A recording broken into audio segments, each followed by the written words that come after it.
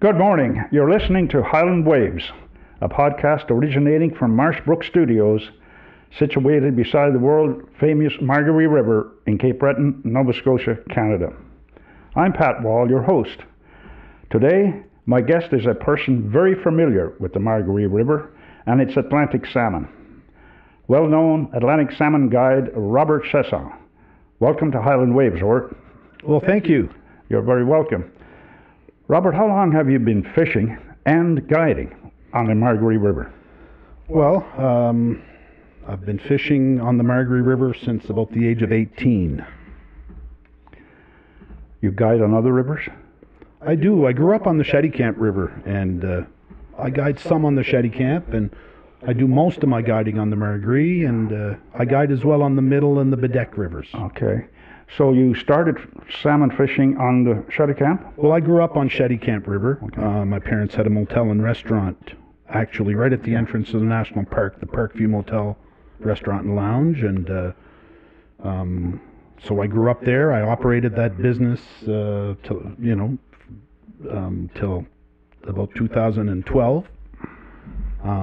We sold the business, and my guiding continued, and now I'm a full-time guide, and I'm a part-time school teacher.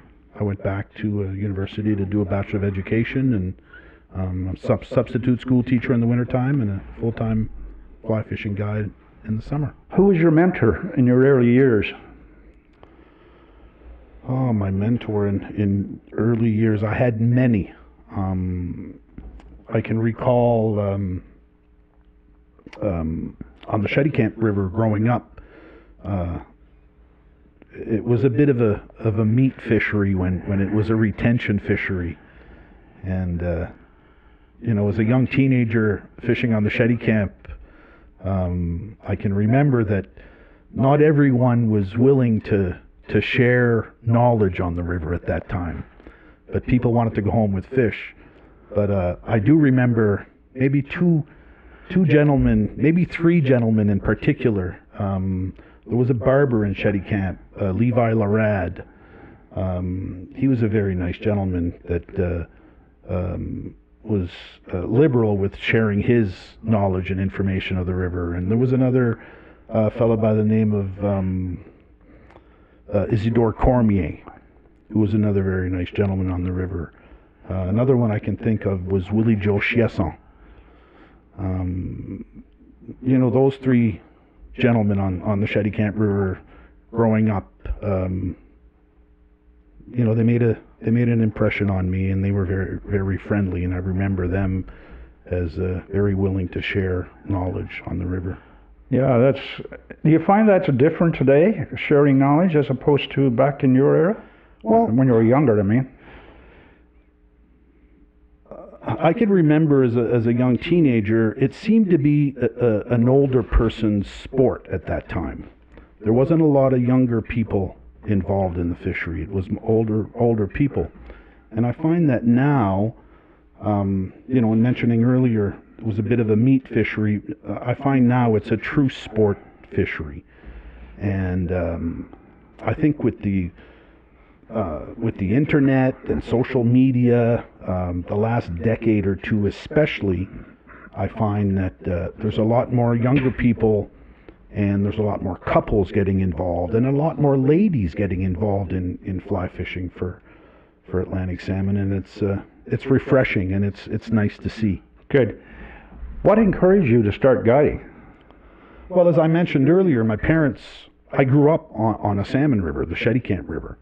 And my parents had a motel and restaurant business. So at the time, before the internet, there was no it wasn't that easy to advertise. So I guess that's what kind of got me involved. There was a guiding outfit out of Cheticamp. Rene O'Coin was involved in it, Cheticamp Outfitters. And I didn't mention Rene. He was another one of my mentors, and so was Patrick LeBlanc, actually, who grew up in East Margaree here. I need to mention them too, because they were two of my mentors as well.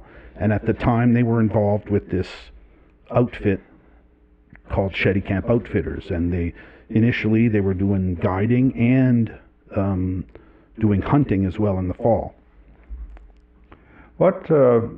There is some training, I think, involved now with professional guiding. Is that correct? Well, there is. It's the setup now to become a licensed, certified Nova Scotia guide is a little different than it was in my day. Back in the day, I acquired my guide's license in 1992, and at the time, you needed your first aid and CPR training, you needed small craft safety or a boating course, you need to know a bit about map and compass, and then you could go to a DNR office and write a provincial test or provincial exam, and you needed to score 85 or better to become a licensed, certified Nova Scotia guide. Today, the last few years or number of years, through the Nova Scotia Guides Association, they provide a weekend course for a nominal fee, which includes all those prerequisite courses, and it's done in a weekend, like a 2-day, 8-hour-a-day weekend, and then you come out with your guide's license. Okay. So the setup's a little different. Is Atlantic Salmon guiding your favorite guiding area, or do you guide for other species? No, I'm strictly an Atlantic salmon fly fishing guide. Okay. And you don't guide for other areas in nature? I don't. No. Being an Atlantic salmon guide involves both pleasure and work. Give me a typical day in your life as an Atlantic salmon guide. Well, it helps to be a morning person, I can tell you that. My alarm goes off between 4:30 and 5 a.m. every day during the season. But I guess it's no different than any other work, in the sense that the commitment to the job is still there. But I can honestly say that when I get up in the morning, I'm anxious to get on the river. And, when I started guiding, you asked why I got into guiding, but it was almost an excuse to spend more time on the river initially when I got into the guiding. It wasn't so much about the money. It was more about being on the river and being around the pursuit of Atlantic salmon. I enjoy my job. I love my job. Yeah, that's why I said it's a pleasure too. Right. Yeah. Do you guide at all levels of experience? Sure. Yes. So okay. I've guided people that have fished Atlantic salmon all over the world, literally, and I've guided many beginners as well. What are the differences? Well, I guess as a guide, when you're guiding people that have a lot of experience, you speak a different language. You speak the same language. They speak a more similar language to the guide. Whereas when you're guiding beginners, you're starting from scratch. You're teaching. Well, and with teaching as well, even as a teacher, you're never done learning. And you're always learning. And you can learn from all anglers, whether it's a beginner or someone with a wealth of experience. You can learn from everyone. Sure. What about male versus female fishers? Well, that's a fair question. And I guess in general, and the males might not be happy with my comment, but I'm gonna have to give it to the females. The females tend to not be as aggressive as the beginner fly caster, and they seem to listen better. The ladies seem to listen better, and they're not using as much muscle or aggressiveness. A lot of guys that are beginning to learn how to fly cast, they just want to power and overpower the cast. Okay. Yeah, it's easier would you say, to guide women than it is for men? Well, I don't know if I want to go as far as that. another question a lot of people ask me is, you might meet some people that are hard to work with, but in all honesty, in all the years I've been a guide, it's just been a pleasure. The people that are getting involved in fly fishing and even want to experience fly fishing for the first time have a certain mindset. And it's been a truly enjoyable experience meeting all these people over the years. What about children? Well, I've guided many families and children with fly casting, and it's a little different than spin fishing in that regard. You have to learn how to cast. I'd say around the age of 10 and above 10, teenage years, it's a little easier. Attention spans are a little longer. It takes a lot of patience to learn how to fly cast. For sure. Besides weather and water conditions, what other important factors come into play to be a successful salmon angler? Well, there's no substitute for time on the stream, time on the river. And it's different than trout pursuit angling in the sense that Atlantic salmon aren't feeding in fresh water. So you need to pay attention to and be very observant and pay attention to all the little details around you. What is your approach if I called you from someplace in the world and said, I want to go fishing on the Margaree River next week, and I will make my arrangements, or will you make them arrange? What do you do for me on the phone, first time contact? How do you set me up? Well, first, a lot of the same questions that everybody asks when they're getting in touch with me from away is, where do we fly into? That's one of the first questions. So that's easy. There's an international airport in Halifax. And then from there, I can advise them they can rent a car and take it from there. Now, a lot of people, again, want to know about accommodations, especially with the internet in this day and age.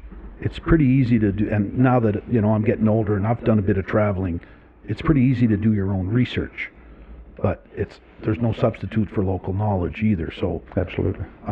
Oftentimes, if somebody sends me an email and leaves a phone number, I'm going to dial that phone number, because I can give much more information to somebody on a phone chat than I can by writing out an email. So I'm advising about the airport in Halifax, accommodations, and that's totally separate from the guiding. And then of course I have a website, and then I talk to them about specifically our day and how our day is going to go. And I assume you provide equipment? I do provide equipment. Okay. Yes. Can you expand on that a little bit? Sure. I guide normally up to 4 people. A lot of times it's 1 or 2. But I supply waders, and I have fly rods, fly reels set up with lines ready to go that I provide as well, free of charge. That must be a challenge today, because you have spey rods, switch rods, single-handed rods, different types of lines and reels. How do you manage that? Well, it's not as complicated as it may sound initially, because it's not something to me that happened overnight. It happened over a series of decades, learning in increments as you go. When I started salmon fishing, I never thought that 35 years later I'd be a guide, or 40 years later I'd be a guide that and earning my living doing this. But you learn as you go, and you have mentors. I mean, I can remember the first person that I saw, and I consider him a mentor here on the Margaree River to me, was Henry Green from Virginia, and he casted a 2-handed rod at the seal pool on the Margaree, and for years we spent a lot of time there. and got to be good friends. And next thing you know, well, we owned a two-handed rod. Yes. And in the beginning, we were mostly overhead casting, but like I said earlier, as time went by and the internet, I can't say enough about the internet, because the internet has put us in touch with what other salmon anglers around the world are doing and using for gear, and the flies and the rods and the lines, and that's one thing in particular that deserves big mention, is the configuration and the tapers of modern fly lines, and how it's really changed the whole two-handed rod scene. And now everybody has either a switch rod or a spey rod, and they're becoming very, very popular in North America, not just with salmon angling, but with trout angling as well. Perhaps for our listeners, the novices, perhaps you could explain a spey rod and a switch rod. Well, spey rods, of course, originated in Scotland on the Spey River, which was a river that there wasn't a lot of back casting room. So back in the day, on the Spey River, anglers had long rods, 16, 18 foot long, sometimes very heavy, made out of greenheart wood, and they'd need two hands to cast the rod, but they couldn't cast and throw the line overhead behind them, because they had either trees there or branches. No space to throw an overhead cast, which is your normal cast, fly cast. So they learned a roll cast with these rods, and because this kind of originated on the Spey River, it soon became known as spey casting, but it essentially was a roll cast. What are the most common rods used today? What do your clients usually use here, let's say on the Marguerite? Well, you have to realize there's a lot there's the population of the U.S., 350 million people. There's a lot of trout anglers. So most people are quite comfortable with one-handed? With one-handed rods. Yes, everybody has one-handed rods, and we grew up fishing one-handed rods, and a one-handed rod is more than adequate to do the job on the rivers around here and the size of the rivers.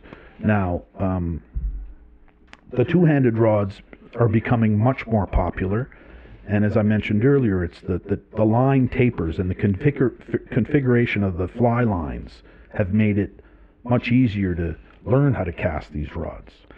It's certainly, I find as a fisherman, it's easier now for me to cast, since I'm old, with either a switch rod or a spey rod than it was with a single-handed rod.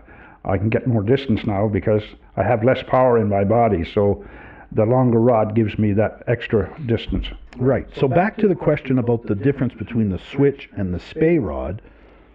Spey rods are normally 13 feet to about 15 feet.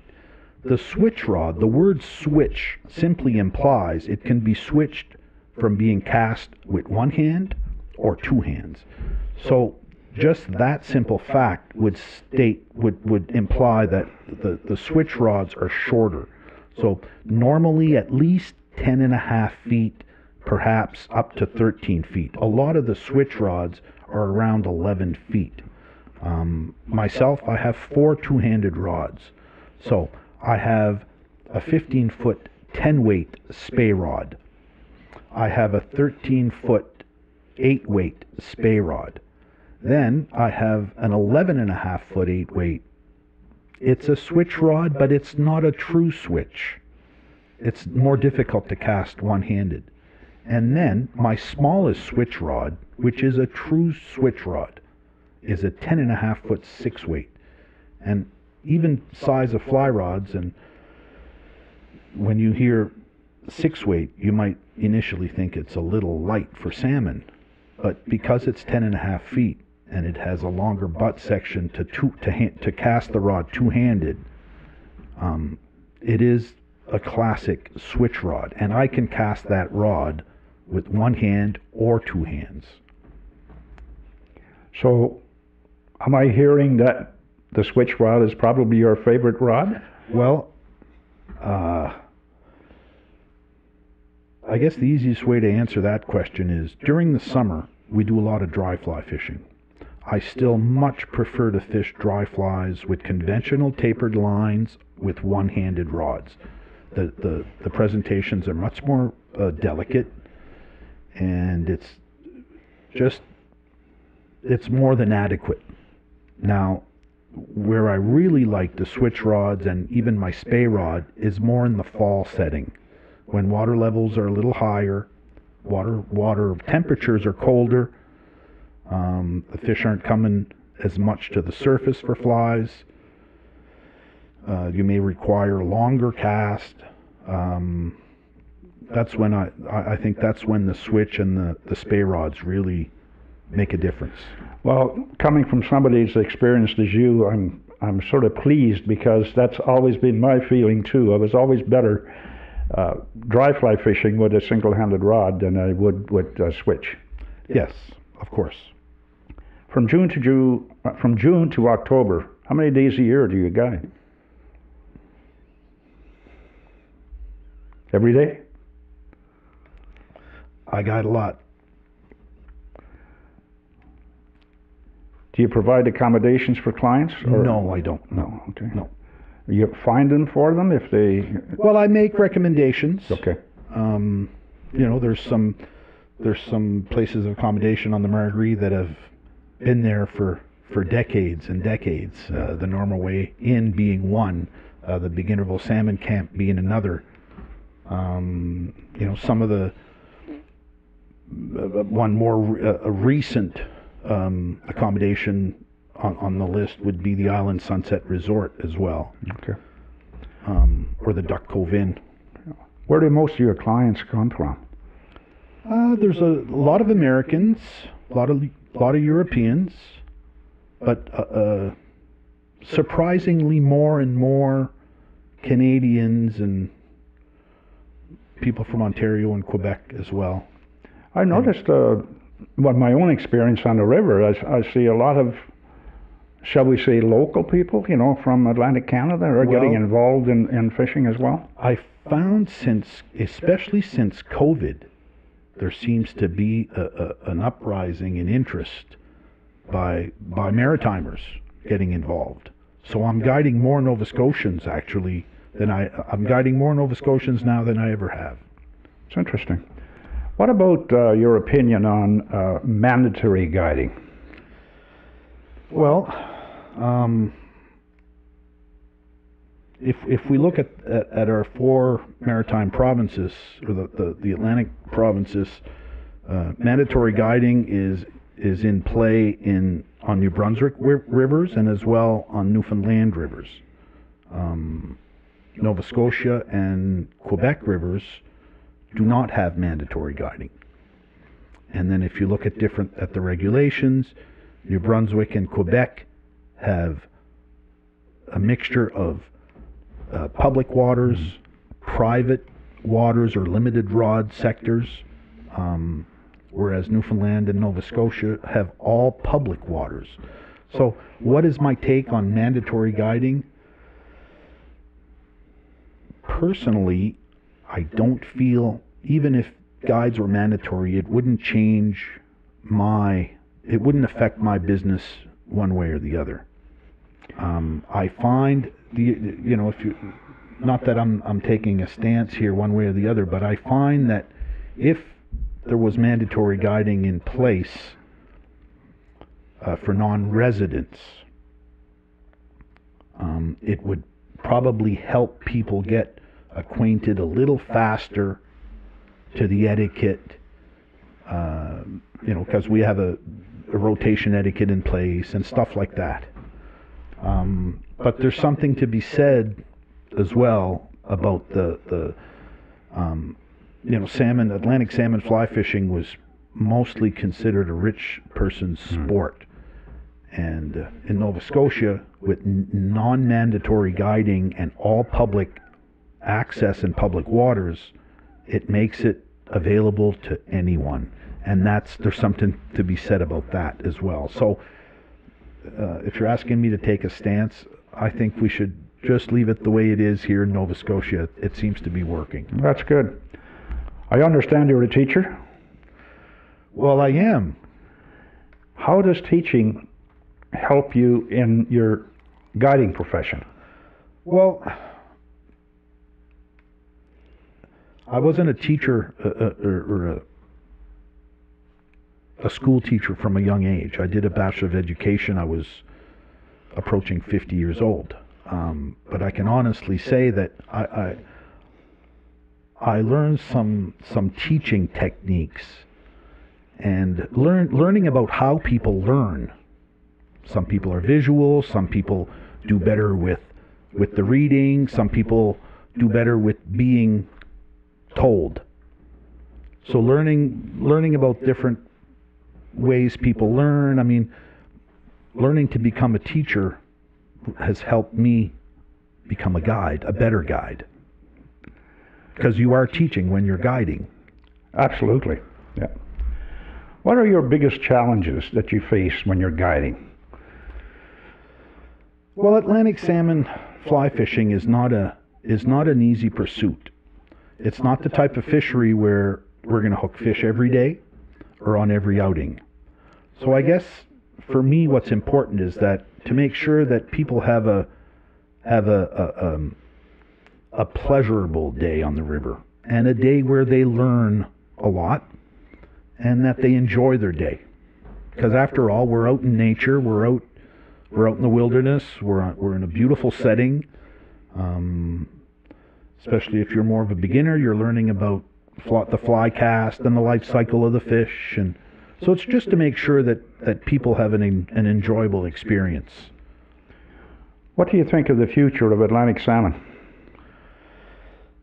Well, there's a lot of conservation groups that are taking a lot of big steps to maintain the runs of Atlantic salmon on all our rivers. The fact that our salmon from approximately 2,000 Atlantic Canadian rivers all head to Greenland, the west coast of Greenland, to feed before coming back to their rivers of their birth to spawn. The management of the commercial fishing in Greenland is an ongoing struggle, and just retention of fish by different groups locally as well. Maybe not so much, I'm not talking necessarily like on the Margaree River, but there's some larger river systems in Atlantic Canada that there's some retention going on. So it's time to stop retaining Atlantic salmon, period, and realize that there's more money to be made serving the tourism industry, because it's a renewable resource. Catch and release works. So what you're saying is fishers should really consider catch and release as opposed to keeping fish. I totally support the catch and release. How do people contact you? Well, I've kept mentioning the internet. Okay. The internet has really changed the game. And you have a website? I do. Can you tell us what it is? Sure, dryflysalmon.com. Thank you. Do you have any advice for salmon anglers? Well, some people seem to be a little intimidated, but maybe it's the learning how to fly cast. So I guess what's important for people to know is, in all the years that I've guided, a lot of people leave here saying the same thing. This is such a friendly river to come to fish. The people that fish this river are so helpful and so friendly. So even for the local listeners here that have lived here all their lives, that have never been on the Margaree River, have never been fly fishing, don't be intimidated. People are very, very helpful on the river and very friendly. You can show up at a lot of pools with the regulars that fish daily, and if you're polite and nice and ask questions and you're willing to learn and listen, people are going to be more than willing to help and accommodate you, and probably somebody will even give you a fly and tell you where to go and show you how to cast. Robert, I think we'll finish on that advice, and I thank you for coming here to share your expertise with us and with our listeners.